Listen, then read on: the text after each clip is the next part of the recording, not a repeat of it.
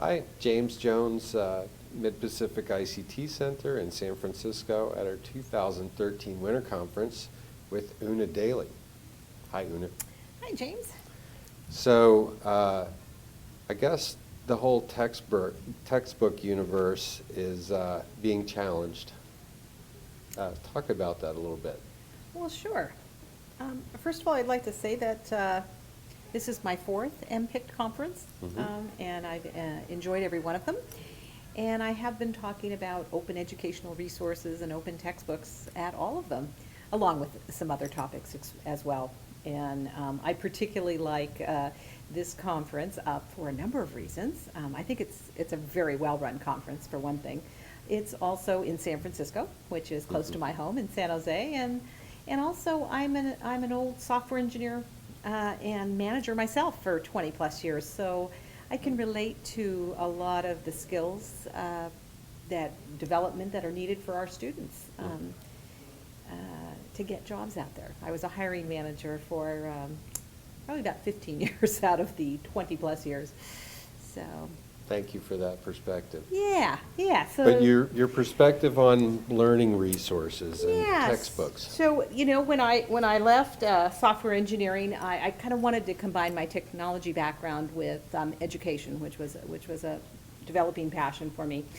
And so I've done a number of things, and I've been very involved with open educational resources for the last 4 years. And particularly at the community college level, which is where I've taught and run programs. And because our students have a big affordability issue, and we don't want them to have to make decisions around purchasing textbooks based on a financial consideration. And the other thing is we believe that textbooks could be better. They're often written by faculty and then published in a commercial venue, and the prices have really gotten expensive. And to be honest, the faculty authors don't make a large percentage of the money, of the percentage of the cost of the book. And so it's looking at what are some alternatives to make our instructional materials better and less expensive. So, cost of textbooks is a big part of the overall cost of being a student. And Yeah. these things are big and heavy and lunky, and then what do you do with them when you're done? And Yes. an open educational resource as a counterpoint to that, how is that different? What is that? What does it mean? Well, okay, as you mentioned textbooks, and certainly at the community college level, I just want to make a point that even with the tuition increases of recent years, textbooks can be more expensive than the cost of taking a course. So you may be paying more for that textbook than the course. So it's a big issue for community college students. And you asked about open educational resources, so that's much bigger. So open educational resources, of course, encompass textbooks, videos. I've mentioned the Khan Academy, obviously, is a case in point of open and free videos that are available. But many of these things are being used in pedagogically interesting ways to do flipped classrooms and things like that, where the lecture changes to something that perhaps you listen to at home, and then you come into the class and do some problem solving and working with the instructor and other students, and a much more interactive session. And I think that Open Ed really supports that. Does open mean free? Well, yes. Okay, so technically, if you look at the way it's defined by the Department of Education, they are resources that are free to reuse. But we know that high-quality resources are not free to develop. It takes a lot of faculty time, expertise, production.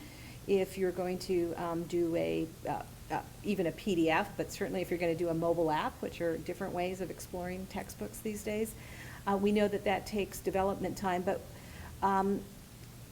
one of the wonderful things about the new legislation that came out of California, the Open Textbook Initiative, which I actually talked about at the conference yesterday, is that there's going to be 50 open textbooks selected. There's a council, an OER council that's being established, and it's going to select 50 disciplines in which they will be developed. And there will be an RFP that will go out, and it could be Wiley or Pearson who takes the RFP and develops this textbook, or it could be a faculty member at your college, and there will be funding available. But those materials will be openly published, which means, let's say, just for the heck of it, that Wiley gets awarded one of the contracts. And they develop a textbook, maybe an interactive textbook. It will be free and open to the public. So it won't be locked behind a paywall. It won't be a copyrighted material that's unavailable. So this is really a way for us to leverage our dollars and not continue to have our students, and obviously in K through 12, have our districts spend money on these textbooks year in and year out, and then it's kind of we pay for them over and over and over again. So the idea is that we keep the content, it remains part of the public good. So unrestricted and more affordable. If you print it, you may still have to pay some money to print it. Yes, absolutely, yeah. There are Um, costs associated with that, absolutely. But it's lowering the barrier. Right, and let's face it, technology has contributed to this kind of perfect storm. Mhm. Distribution now over the internet is essentially free from Mhm. once something is developed. Yeah. There's no scarcity of information anymore as there was in the past, and so all of those contribute to making open education a very popular and doable idea right now. Yeah, it's a very interesting topic. We need to make education more available, not less available, because education is so critical to success in a knowledge and innovation-based And economy. not only for individuals, but for our whole society. Yeah. So this is kind of a movement that has multiple parts. And Yes. if people are interested in learning more about the movement, where can they go? What kinds of Well- resources are out there? Well, there of course is our website, which is the Community College Consortium website, which is oerconsortium.org. We are part of a larger group, which is the Open Courseware Consortium, which is a worldwide organization. Nearly 300 universities and colleges worldwide in 46 countries. And so that website is ocwconsortium.org. But if folks are interested, particularly community college faculty, but I'm happy to talk to anyone who's interested in OER. We have an advisory board that meets online regularly to share best practices. We have professional development webinars up monthly during the academic year, which are open and free, and they generally feature community college leaders who are engaged in OER. Sometimes people from the other higher ed sectors, but with an emphasis on how this would be applicable in community colleges. And all of this we'd love to share. And are those places that teachers can go to find open educational resources? So let's say I teach programming and my students are having trouble paying for the book or whatever. Can I go find resources there? So, there is no one-stop shopping yet, and it's something that over time we hope will improve. As we're doing more meta tagging of information, it'll be much easier to do that kind of searching. There are a number of sites, which is why I do faculty development workshops on this on a pretty regular basis on the major OER repositories that you might want to go to. They all have a slightly different emphasis, most of them.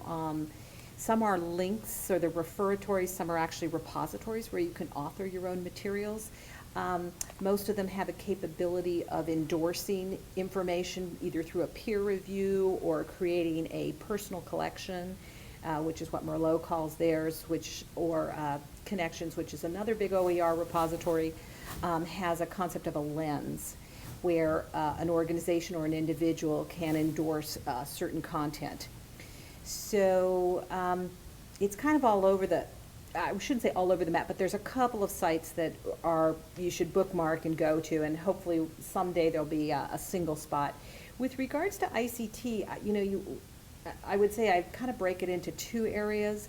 One is, let's face it, open source, which was that early open licensing of code, started in the ICT community. And so whenever you're dealing with open source software, you're likely to find a lot of open source documentation, which may be useful with your students.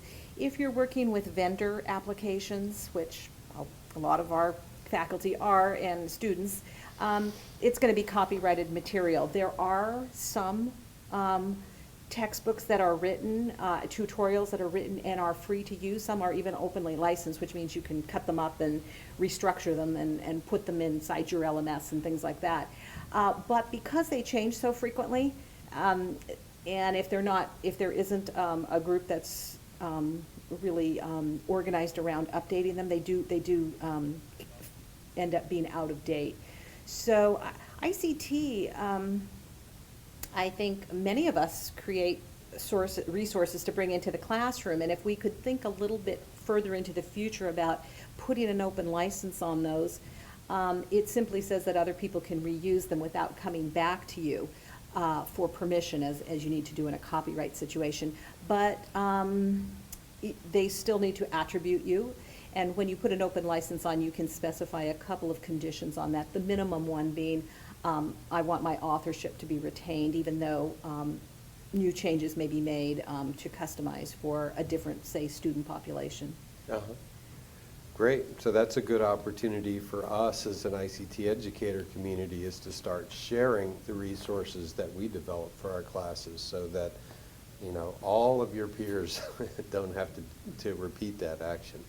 Absolutely. That's a win-win if we really start doing it. And yeah, we might want to think about creating a subgroup around that, a SIG around ICT, because I think it's such an area of innovation that it's just constantly changing, and I think we faculty are having to create things to keep up with it. Yeah. Open educational resources. It's an interesting issue, and thank you for sharing. Well, thank you, James.